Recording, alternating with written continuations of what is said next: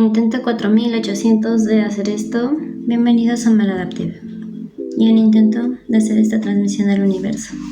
En este canal voy a hablar sobre salud mental y espero que mi experiencia les sirva un poco para sentirse un poco identificados y sobre todo para que busquen ayuda. Bienvenidos.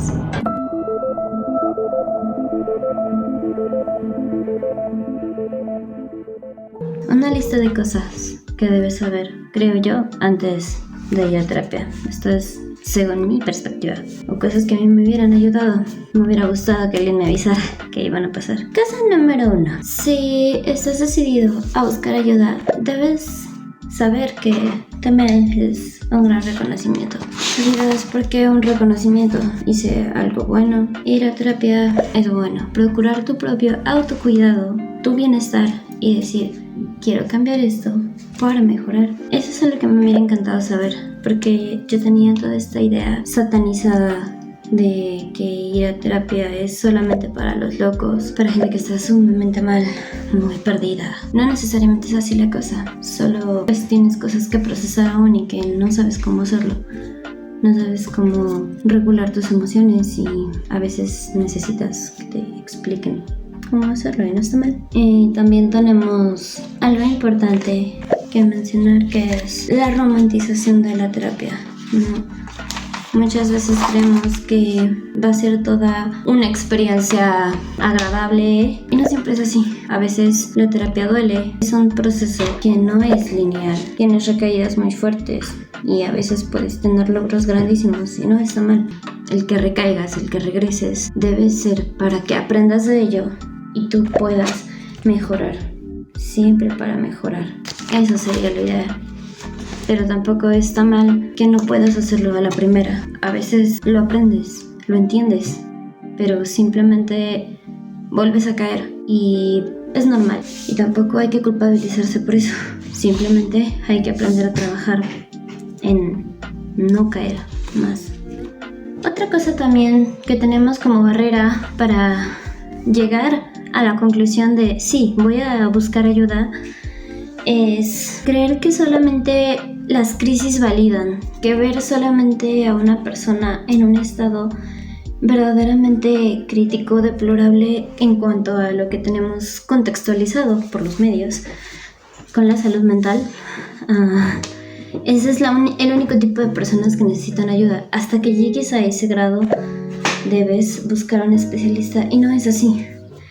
El punto es pues tratar justamente de prevenir y llegar a eso. Mientras estaba editando me di cuenta que durante la grabación del video me disocié. Trigger warning. Tenemos también la idea como de estas escenas de La Rosa de Guadalupe o programas de este estilo, nos muestran que una familia que siempre ha maltratado o una escuela en la que siempre se ha llevado el bullying y demás, llega una persona al límite de su tolerancia, tiene un intento y entonces todo cambia, ¿no? Con ese acto drástico y mágico ya todo cambia. La familia deja de maltratar, los compañeros también, ya todo el mundo me cree, por fin soy validado. Y eso es peligrosísimo, es súper dañino, porque ese tipo de ideas es lo que perpetúan, lo que hace que se siga creyendo que para que te crean que te sientes mal o para que te crean que que vives algún tipo de violencia, necesitas hacer algo muy drástico, ya sea atacar a alguien, atacarte a ti mismo, un montón de cosas en las que después entraremos en detalles. Lo peor ni siquiera es verdad, o sea, aún después de algo tan drástico como un intento de suicidio, el entorno no cambia. El entorno sigue igual e incluso ahora eres todavía más objeto de burlas por haber sido tan cobarde, ¿no? Entonces, ¿eso a qué lleva? Otra vez, no se me cree, no soy validado, necesito hacer algo todavía más grande, aunque claramente no es un pensamiento consciente. Quiero avisar esto porque sé que hay mucha gente pasando por este tipo de cosas y que tiene este tipo de ideas. Y de verdad que es súper, súper peligroso. Que digo, hay veces que es la única manera en la que te das cuenta de que de verdad necesitas ayuda. pero pues si puedes evitarlo y no lastimarte, no sé, no hacer cosas peores, porque hay muchas cosas que puede hacer una persona que no tiene ayuda ni conocimiento de su situación. Muy estúpidas.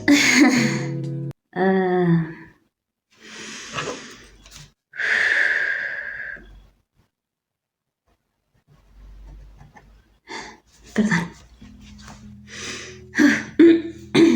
Y en estas cosas estúpidas puede llegar a lastimarse o lastimar a quienes quiere. No siempre pasa. Desestigmaticemos la idea de que las personas con trastornos mentales somos peligrosas, porque no. No necesariamente. Llega a pasar, claro, pero no pasa.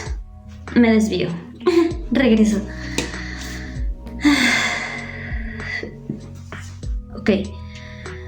Ahora pensemos, ¿y quién me debe ver? ¿O cómo sé si es un psicólogo o un psiquiatra? La diferencia principal es que el psicólogo se enfoca más como en la terapia, en trabajar tus emociones, cómo regularlas, en que tú aprendas o tengas herramientas para gestionarte mejor, para ser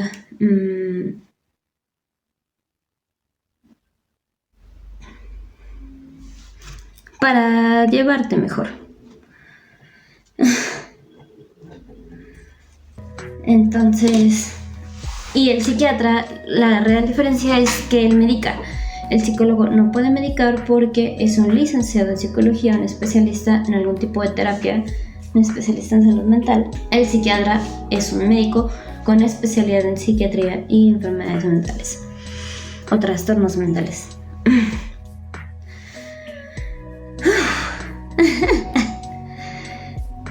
Ok. El psicólogo generalmente es como el primer nivel de atención y después te remiten a psiquiatría. No es malo, solamente necesitas un poco de ayuda extra. Regularte con medicamento porque quizá tu cerebro necesita ciertas sustancias en cierta cantidad y no las segrega como debe. Eso es lo único que sucede. No es tan súper malo, tampoco es tan súper bueno, simplemente se necesita hacer y no pasa más. Ahora quisiera hablar de esta parte, ¿no? A veces aquí quiero hacer un trigger warning, temas poco delicados. A veces llegas a tu primer consulta en psiquiatría y después de platicar un poco el por qué llegaste ahí, te dicen, te tienes que quedar. Te lo dicen muy dramático, o sea, porque uno no tiene contexto, no sabes lo que significa que te hospitalicen o que te internen en un hospital psiquiátrico. Justamente por todas estas imágenes hollywoodenses que tenemos de los videojuegos, del cine, etcétera, etcétera. La cosa no es realmente tan mala. Al principio siempre es difícil. Digo, hay personas que somos maladaptivas a los cambios y siempre iniciar cualquier cosa o hacerlo es difícil. Pero no es que generalmente no es que vayan a maltratarte, no es que vayan a, no sé, a golpearte o a agredirte. Llega a pasar, pero eso es en general, no solamente como en los hospitales. Llega a pasar que hay médicos muy desvalidantes, que hay médicos muy groseros, que hay especialistas, sean médicos o terapeutas o psicólogos o psiquiatras, que te hacen creer que estás exagerando, que no pasa nada, que son déspotas, etcétera, etcétera. Pero eso pasa en todos lados, entonces obviamente hay que denunciar siempre cualquier tipo de maltrato para personas que sean como externas. Créanos por favor. Cuando decimos que a veces no nos creen los mismos médicos, a pesar de que saben, porque justamente hay mucha ignorancia de parte de los especialistas. Los medicamentos no son mágicos. A veces puedes ver los efectos en pocas horas, a veces puedes ver los efectos secundarios solamente y sientes que no te hacen nada, o puede que te marees y te caigas, que pasen este tipo de cosas. Como todo es igual cuestión de adaptarse. Hay un periodo en el que el cuerpo va reaccionando diferente a los medicamentos conforme va generando resistencia y llegas a esta estabilidad. Tenemos la tendencia de dejar el medicamento porque te sientes bien, porque por algo lo tuviste que dejar y dices, me siento mejor. Sí, porque no estás pasando por los efectos secundarios. Obviamente hay que irlo reportando al psiquiatra. Si los medicamentos tienen más efectos negativos que positivos, entonces pues claramente no están funcionando y debes ir a que te cambien la dosis o te cambien el tipo de medicamento. Pero no es como en Los Simpson, que analiza sus antidepresivos y mágicamente todo el mundo es color rosa y felicidad y caricas felices. La cosa no funciona así de fácil. Es cuestión de irse adaptando y de aprender y de ser constante. Entiendo mucho el problema de la empatía con los psiquiatras, ¿no? Muchos psiquiatras suelen ser, es que no quiero generalizar solo psiquiatras, porque también psicólogos y también especialistas y personas en general son muy estigmatizantes, pero a veces uno espera que el especialista de la salud mental te tenga como un cierto trato más empático, que diga, no, pues te pasa por esto, te pasa por lo otro. Hay mucha desinformación y mucho estigma dentro de la comunidad médica y también hay mucha negligencia. Entonces, y esto es importante decirlo porque a veces no te topas con el terapeuta ideal a la primera. A veces te tratan mal, te hablan feo. Cuando vas en urgencia te llegan a poner peor por el trato que te dan y todo se descontrola más. Entonces es importante hablarlo, ¿no? Y también tenerlo consciente para tratar de saberlo gestionar. No está bien, claramente. Las personas pues tienen que aprender también a cuidar lo que dicen, a cuidar cómo te hablan y sobre todo en estos centros de cuidado mental. Pero digo, a veces puede ser difícil encontrar con quien empatizar, se cometen abusos, es verdad, pero siempre se puede denunciar, siempre se puede buscar la manera de encontrar a alguien más que te dé una atención mejor y sobre todo pues con respeto y un trato finalmente digno y humano. Sí, está muy bien, todo cool, pero ¿y dónde me atiendo? Hablamos caso personal. Aquí tenemos mucho el problema económico, el problema social, en el sentido de nos persigue mucho el estigma por ser borderlines. Nos persigue mucho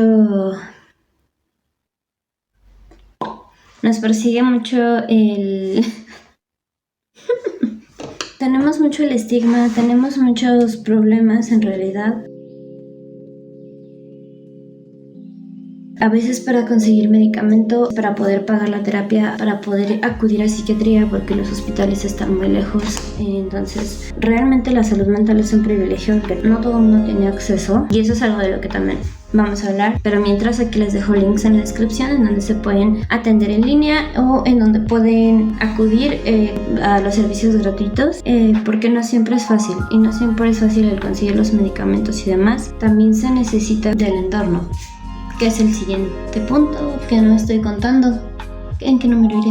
Bueno, para eso es la edición. También lo que nos afecta más a veces es el cómo reaccionan las personas de afuera con nosotros. Porque a veces te empiezan a tratar diferente. Te das cuenta de que de repente ya no te pelean nada, ya tienes la razón en todo. Ya eres el frágil, el sensible, el débil, el que no puede. A veces pasa que hablas de que tienes una condición mental, un trastorno, y encuentras empatía en otras personas porque si bien no lo tienen, han vivido cosas similares. Vivir algún ataque de pánico, por ejemplo, porque eso es normal. En algún grado se puede vivir si estás en una situación de estrés, en una situación en la que estés en peligro, es normal. El problema es cuando los tienes de la nada y empiezan a tener obstrucciones en tu vida cotidiana. Sin embargo, hablas con las personas incorrectas. Son personas que siguen teniendo muchos prejuicios, mucha ignorancia, mucho estigma. Y entonces no encuentras esta empatía. Lo que encuentras es justamente lo que ya mencioné. No te creen que son cosas que no existen, que son cosas rarísimas, que no pueden pasar, cuando realmente tan solo la población con borderline me parece que es el 3.5% de la población mundial. ¿Por qué seguimos pensando que es algo tan lejano que alguien pueda tener una mente más susceptible o más reactible, más sensible a este tipo de eventos? ¿Por qué se nos hace tan hollywoodesco, tan raro. El punto de normalizar las enfermedades mentales no es decir, como dice Facebook, tengo depresión de Amentis. Y el apoyo es fundamental. El tratar de entender, el tratar de empatizar, el tratar de comprender sobre todo que no todos somos nosotros, que muchas cosas son rasgos que hemos adquirido, introyecciones y demás. Aquí entra también el a quiénes les podemos decir y qué podemos decir. No es necesario hacérselo saber a todo el mundo. Cántaselo a quien más confianza le tengas, pero no es necesario. Otra cosa, pasan muchos casos justamente por esa ignorancia de que entran las religiones, el tarot, los exorcismos y un montón de cosas que de todo menos terapia. Y eso incluye sustancias nocivas, porque pues la existencia es más llevadera. No está bien, pero es justo con lo que se quiere terminar, con esta desinformación y encontrar mejor la manera de ayudar a estas personas, a quien lo necesite, antes que juzgarla o lastimarla. Y pues si buscan un consejo, las personas que no tienen como ninguna condición, las personas neurotípicas les llaman, y nosotros nos etiquetan como neurodivergentes. Aprender a escuchar es de los consejos más valiosos. El aprender a escuchar sin juicios y con respeto del proceso de la terapia. De entender justamente que no es empiezas y mejoras, sino que empiezas, puedes ir, venir, regresar, caer y volver. También, como les decía, darle credibilidad al paciente y pues si sientes que esto te rebasa, alejarte si es que crees que no puedes aportar nada bueno. A veces duele mucho y es difícil, pero es preferible antes que hacer daño. Creo que se logró, creo que por fin logré grabar esto. Suscríbanse si quieren ver más contenido borderline, porque iremos entrando más en el tema y nos vemos universo.